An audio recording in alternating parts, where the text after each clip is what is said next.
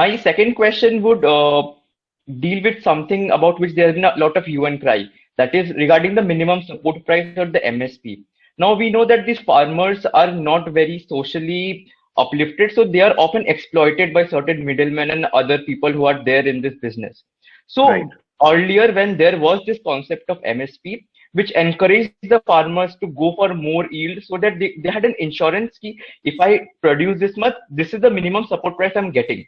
But this new legislation has somewhat done away with the concept of MSP. So what is the rationale behind doing away with MSP, and does it affect the farmers in its true sense? So, what we need to realize is that MSP is not defined in the Act. And what exists today is also something which is out of custom and state or, the central government support to the farmers. Let's understand for a second what minimum support price or what we call, MSP is all about. So minimum support price is a safety net given to the farmers to ensure guaranteed prices and assured markets.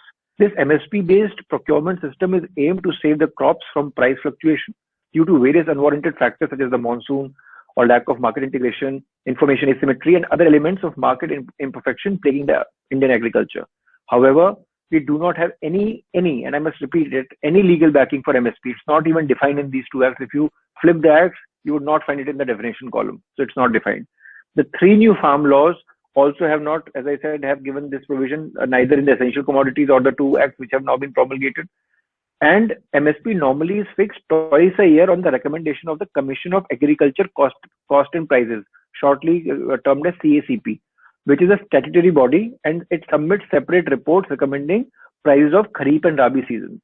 The central government has so far, I think, began the fixing of MSP or minimum support prices for 22 agricultural produce, mainly, your paddy, wheat, moong dal, groundnut, soya bean, sunflower, mustard, and so on.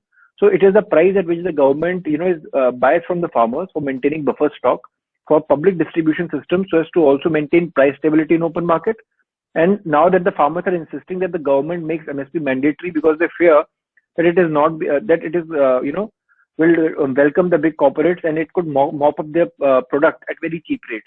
So the government guarantee on MSP will ensure that they will not have to sell below a minimum price. But however, as I just told you, it's not a concept. It doesn't have a legal backing, and this is something which is not being discussed in any open platform or being legally told to people. I think a little more legal education, a little more webinars like these would make people understand what is the difference between a customary understanding of MSP and a legal, because there is no legality to it. So there is no legal definition of MSP as of date. Thank you, sir.